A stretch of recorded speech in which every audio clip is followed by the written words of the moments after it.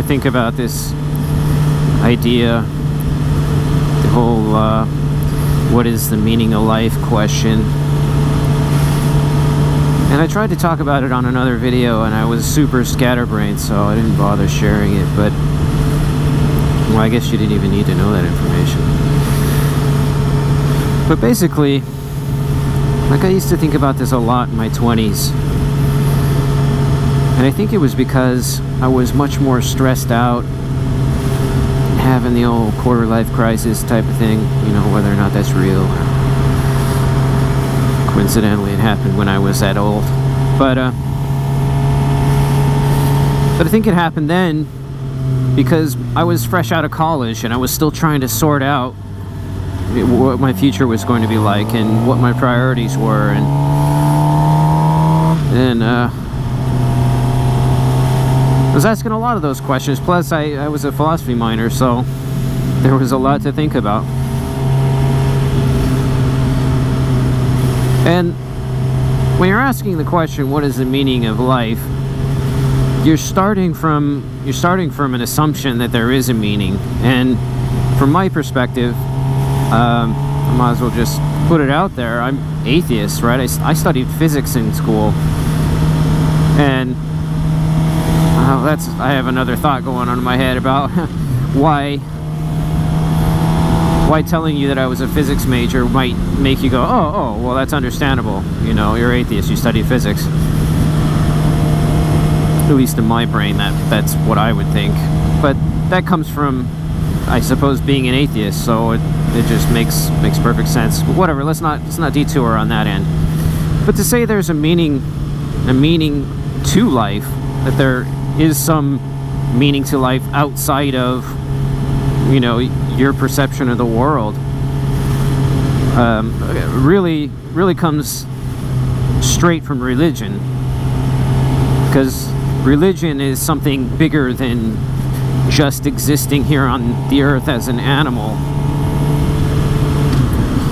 And I don't have religion.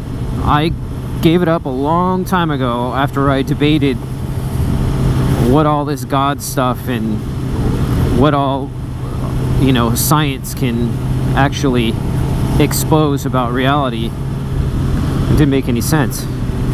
And I've challenged that idea for so long that I'm completely convinced. It's not even a debate in my head anymore.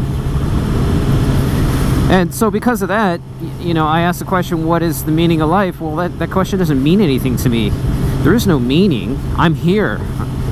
I'm living my life now. So you can't go any further. But I understand the inspiration for the question. What's the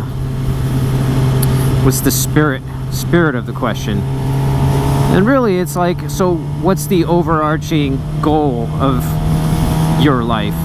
It's really a somewhat personal question, but I think it applies broadly, especially when you ask a question, what is meaning of life, not my life? That is a very broad question. And but like I said, I don't think that question makes any sense. So really, it comes down to what is the meaning of my life. And everyone can ask the same questions of themselves. And for me, when I was stressed out, the meaning of my life was easily something I can answer, which is to be happy, because I wasn't. But I don't think that's too far off the mark, generically. Everybody wants to be happy, and when you're happy, you're living life, right? And that's all you want to continue doing is living a joyful life.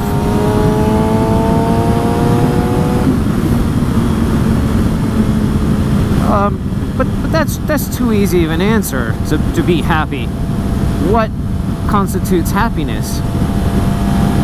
And the answer to that is a lot of things.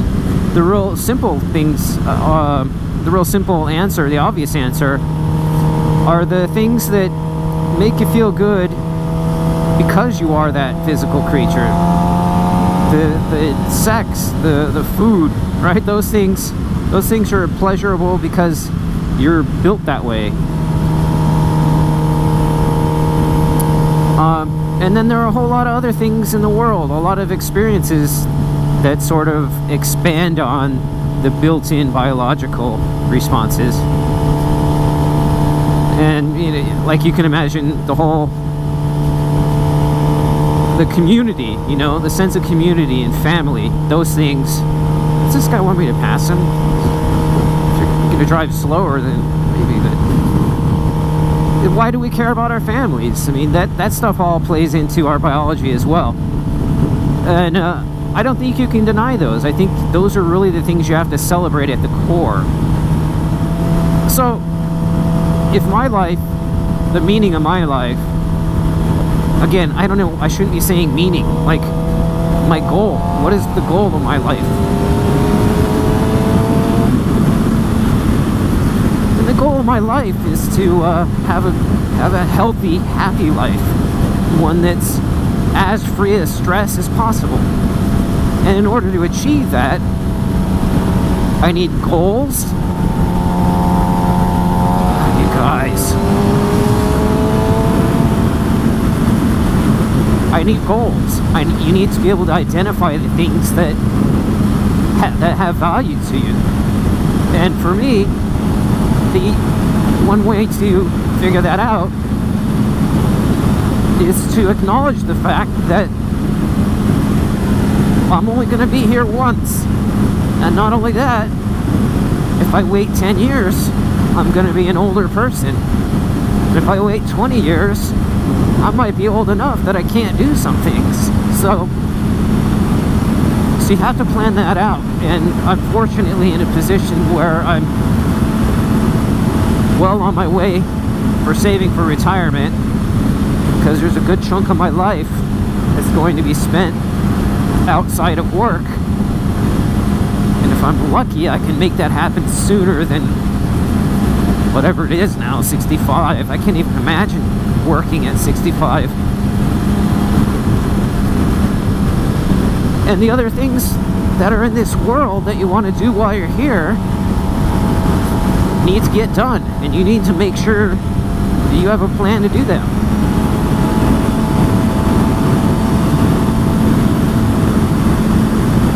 And for me, that's going to be travel. As much as I hate traveling, the actual act of traveling, seeing the world is really rewarding. And I've had the opportunity to see quite a bit of it so far. And things like seeing a glacier, right? Those aren't going to be around much longer. You got to see one of those.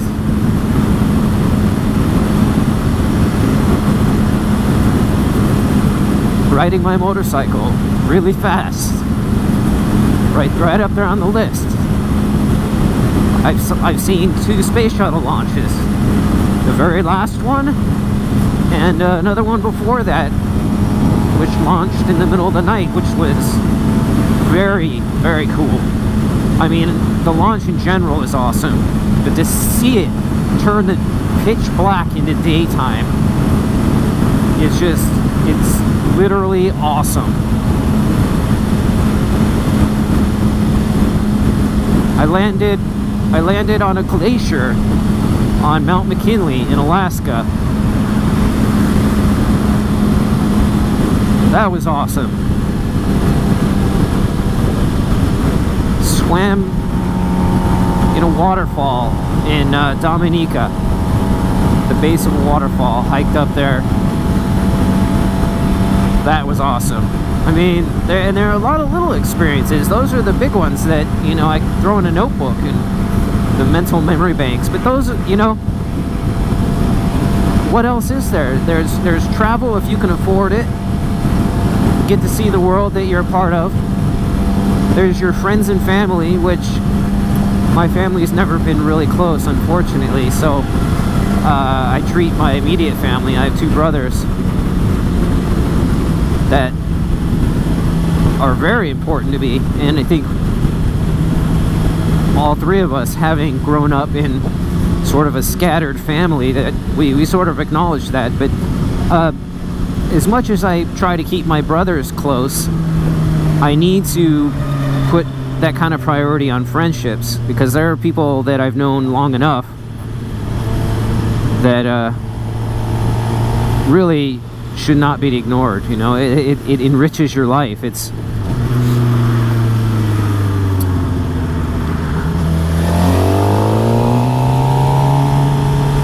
and if you're gonna have kids, I'm personally probably not going to. That one becomes obvious as soon as you have them. They're everything.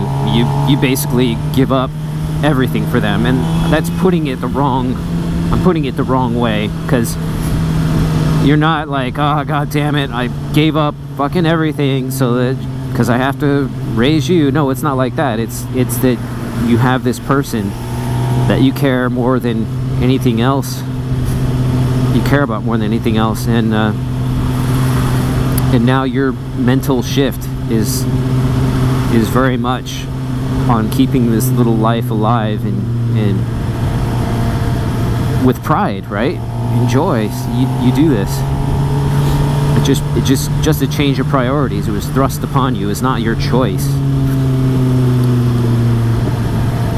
I mean, having the kid might be. Usually not, I think, but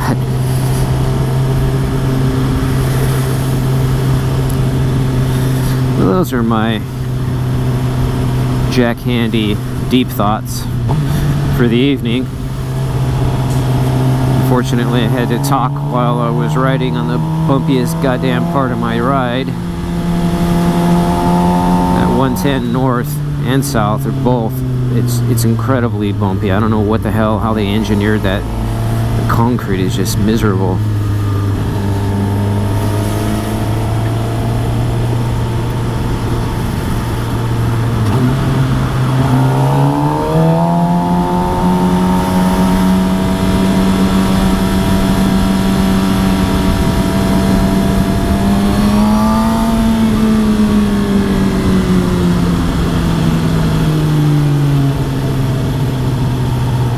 I think the hardest part about enjoying life, because that's my meaning of life, is actually enjoying what I can out of it.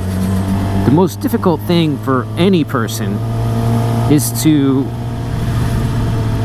acknowledge the present as often as possible, because you can get into a little rhythm,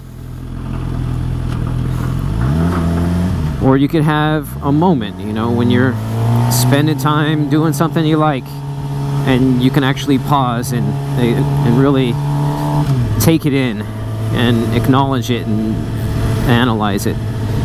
But doing that all the time is really difficult. Like, you should be able to do it pretty much all the time, because being alive really is a gift. We are all so fortunate to be here, and I think if that could be something that we were always reminded of, the world would be a better place. But we lose sight of that. In fact, there are people who are actively fighting against it, right? I would argue any of these